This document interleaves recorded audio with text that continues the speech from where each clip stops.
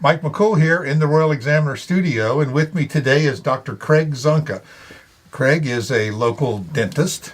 I guess you're known for your holistic, cosmetic, top quality. What's your specialty over there?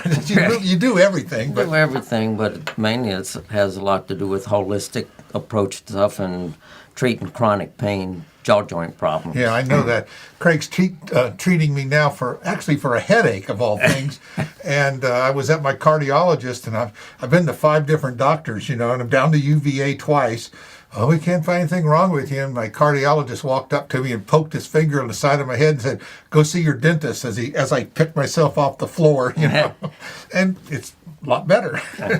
It's still there a little bit, but I've had it for 5 years, so it doesn't go away overnight, but Craig's doing a great job on that. So I wanted to invite Craig in to talk about this seminar he's going to have. He's having a free seminar on June 22nd at the library, and it's about people that grind their teeth and what we can do about it. So tell us, Craig, what's going on there? Well, people have been grinding their teeth for a long time, but ever since COVID, the incidence of tooth grinding has gone up significantly. They've got a lot of new scientific reports out of the American Dental Association journal and all on just how much it's gone up.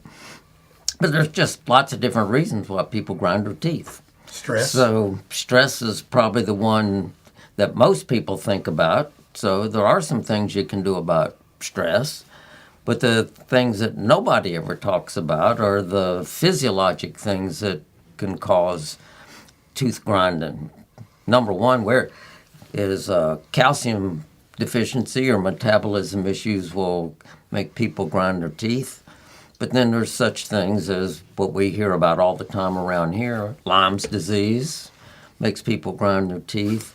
You got some lymphatic drainage issues and just some little things that you can do to yourself to find out and make things better. So it just, for the past 30 years, I've been doing lots of little free seminars for the community. So what people really want to know now is what about my tooth grinding and all the tooth symptoms I'm having from just clenching my teeth? Well, a lot of people don't realize that they're actually grinding their teeth or doing that at night. They don't think they're doing it. What are some of the symptoms that you would not relate to that you would like? I know your jaw might be sore. Well, jaw might be sore, but chronic sensitive teeth, a lot of times is just if you go to brush your teeth and right around the gums and it's like, wow, how comes that's all of a sudden sensitive when it was never sensitive before? Yeah.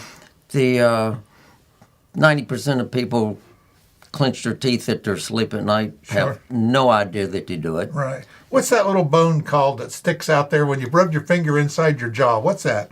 I call it, that's like a bumper. Those 2 little bones that stick out on your jaw, and when you really clench your teeth, they get bigger. Yeah.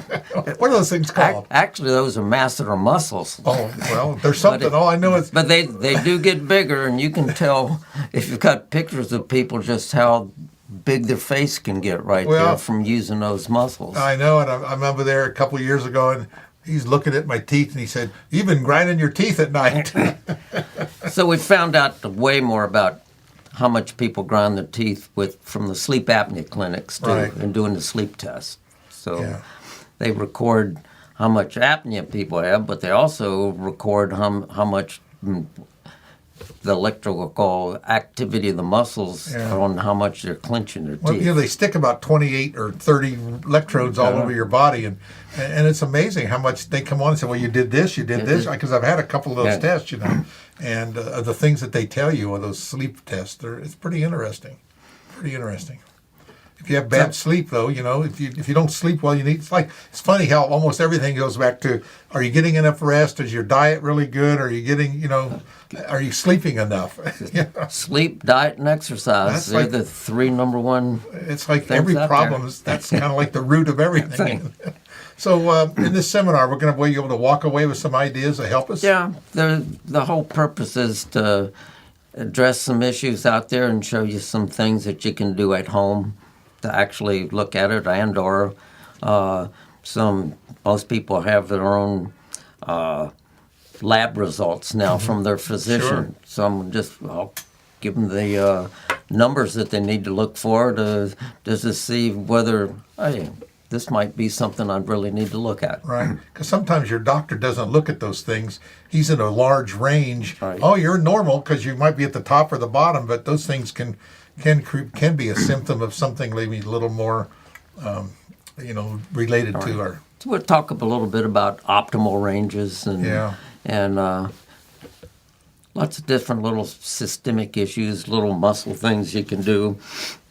Exercises you can do. Sometimes the treatment is not that severe. I mean, it's pretty simple. Not bad at all. Yeah, I'm still breathing, But no, it's an interesting seminar, and hopefully we'll get over there. It's June 22nd at the library. What time is it? I think it's 6:00.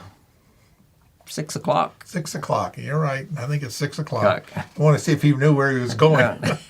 It's not written down in your calendar, So it's a lot of cool things. Craig is and being a Kiwanis as well. You see him at the pancake breakfast. Right. He's really does a lot of support, and we've seen him this year at the graduation. He has some scholarships. Yeah. So a lot of little things that he does without getting any. He doesn't beat his chest. He's pretty big. So he might not like me saying those things, but anyway, he's a great man. He does a lot of work in our community, and he's really a good dentist as well. You got a neat machine over there. I want to plug this machine you got where you can make crowns right on site, right? Right.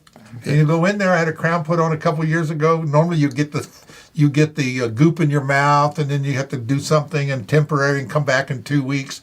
He just took a couple pictures, hit it in the computer. He said, "I'll be back in a minute," and you hear this grinding outside there, and comes back. There's your crown, puts it on, and you're done. So, and it cost really about the same as the old method. It was pretty clear. He's high tech. Right. Anyway, check out the seminar, tooth grinding, everything you need to know about it, and what we can do to make it better. That's on June 22nd at Samuel's Public Library. And thanks again, Craig. I appreciate it. Thank you, Mike.